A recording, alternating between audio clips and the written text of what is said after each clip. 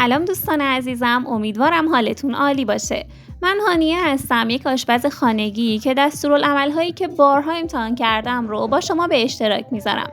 پس با خیال راحت همه دستورات رو درست کنید و لذت ببرید. بیایید بدون معطلی به سراغ درست کردن یه نون رولی بی نهایت خوشمزه بریم که محال کسی ازش خوشش نیاد. برای شروع یک لیوان آب ولرم رو به همراه یک قاشق چایخوری سرصاف مخمر و یک قاشق چایخوری شکر با هم ترکیب می‌کنیم. حالا یک عدد تخم مرغ داریم که سفیدش رو به مواد اضافه می‌کنیم و زرده رو کنار می‌ذاریم. بعد هم 3 لیوان آرد رو به یک باره به مواد اضافه می‌کنیم و شروع به هم زدن می‌کنیم.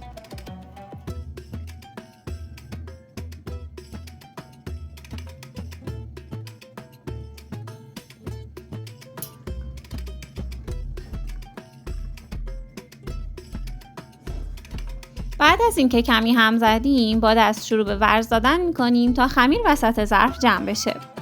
پسته به اندازه تخم مرغ و نوع آردی که استفاده می‌کنید ممکنه کمتر یا بیشتر آرد لازم داشته باشید. اگه خمیرتون سفت‌تر از این خمیری که در تصویر می‌بینید شد، قاشق قاشق بهش آب اضافه کنید و هر بار ورز بدید. اگر لازم بود قاشق بعدی آب رو اضافه کنید تا به این حالت در بیاد. و اگر خمیرتون شل بود قاشق قاشق آرد اضافه کنید و هر بار بعد از اینکه یک قاشق آرد رو اضافه می‌کنید ورز بدید. اگر لازم بود قاشق بعدی رو اضافه کنید. در نهایت هم به اندازه یک قاشق چایخوری کره نرم شده اضافه می‌کنیم و ورز میدیم تا کاملاً به خورد خمیر بره.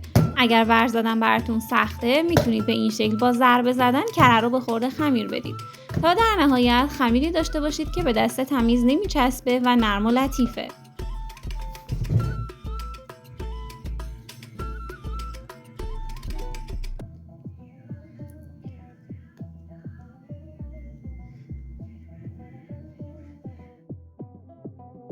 حالا سطح کار رو کمی آردپاشی می‌کنیم و خمیر رو روی سطح کارمون قرار میدیم.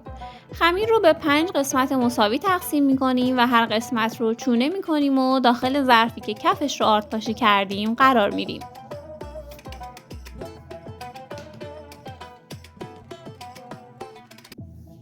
اگه به پختن نان و بازی با خمیر علاقه دارید، حتما به کانال سر بزنید که دستور پخت‌های مختلفی رو میتونید پیدا کنید.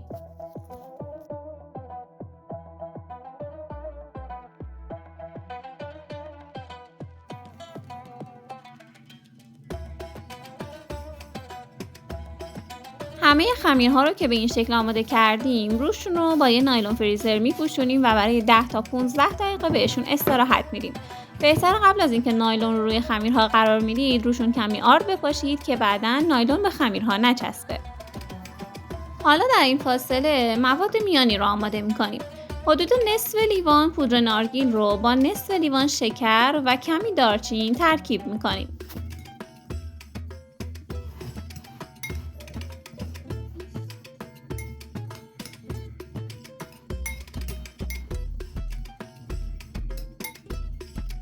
در آخر هم اگه دوست داشته باشید میتونید کمی وانیل به ترکیب اضافه کنید که خوشمزگیش رو چند برابر کنه.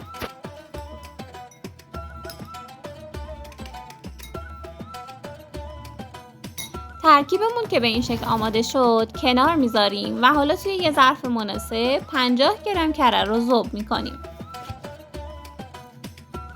بعد از اینکه کره ذوب شد 1/4 تا 1/3 لیوان روغن مایع بهش اضافه کنید، ترکیب کنید و کنار بذارید.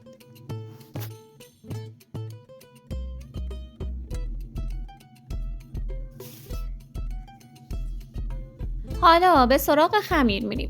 سطح کار رو کمی آردپاشی میکنیم و هر قسمت از خمیر رو روی سطح کار قرار میدیم.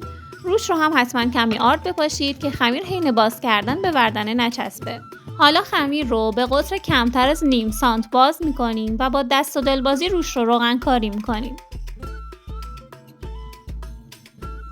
بعد هم از ترکیب نارگیلی که آماده کرده بودیم روی خمیر میپاشیم.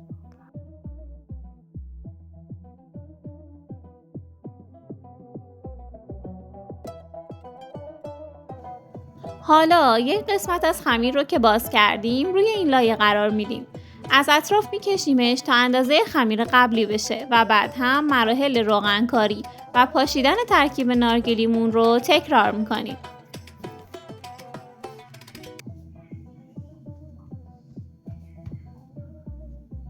این کار رو تا تموم شدن همه قسمت‌های خمیر انجام میدیم. لطفاً کانال رو سابسکرایب کنید و حتما زنگوله رو فعال کنید تا اولین نفری باشید که آموزش‌های جدید رو دریافت میکنه.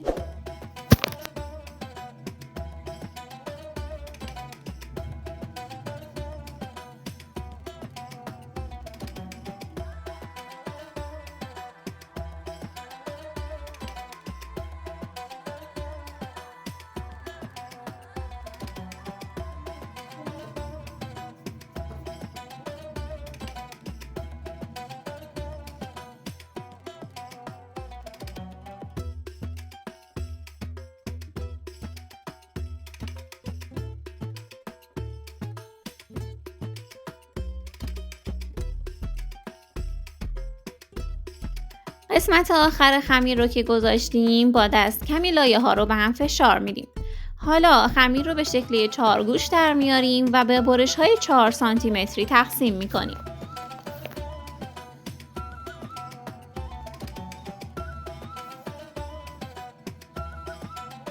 حالا هر کدوم از برش ها رو برمیگردونیم و از وسط تا میزنیم. لایه زیری چون بیشتر از همه فشرده میشه ممکنه به سطح کار بچسبه. از لحاظ ظاهری هیچ اشکالی نداره چون ما دوباره از وسط تاش میزنیم، اما برای اینکه به سطح کار نچسبه بهتر لایه اول رو حتما و بیشتر از بقیه لایه ها آرد پاشی کنید. در آخر هم هر قسمت رو از یک سمت رول میکنیم و به این شکل در سینی فری که از قبل کفش رو ورق نسوزی یا کاغذ روغنی قرار دادیم میچینیم.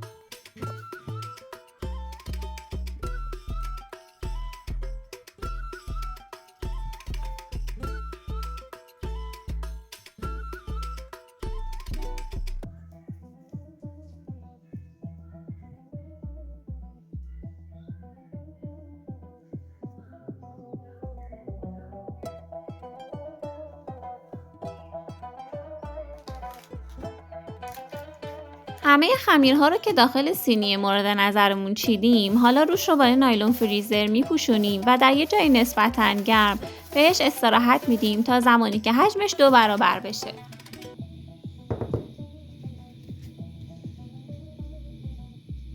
به این شکل که نونهامون حجمش بیشتر شد، حالا با استفاده از اون ذره تخم مرغی که کنار گذاشته بودیم و 1 قاشق چایخوری شیر نونها رو رومال میکنیم.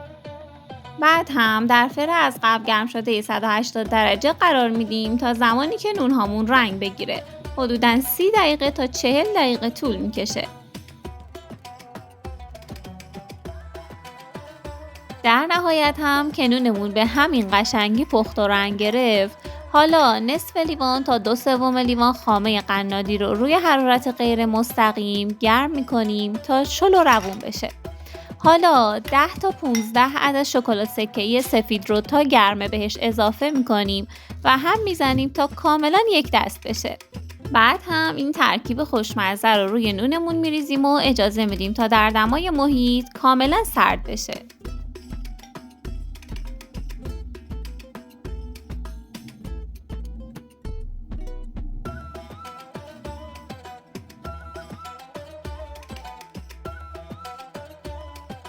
بعد از سرد شدن هم نونمون به همین نرمی و قشنگی میشه. مطمئنم یه بار که این نون رو امتحان کنید اونقدر عاشقش میشید که همیشه درستش میکنید. عطر و طعم این نون بی‌نظیره. لطفاً اگه از این آموزش لذت بردید کانال رو سابسکرایب کنید و حتما زنگوله رو فعال کنید تا اولین نفری باشید که آموزش های جدید رو دریافت میکنه.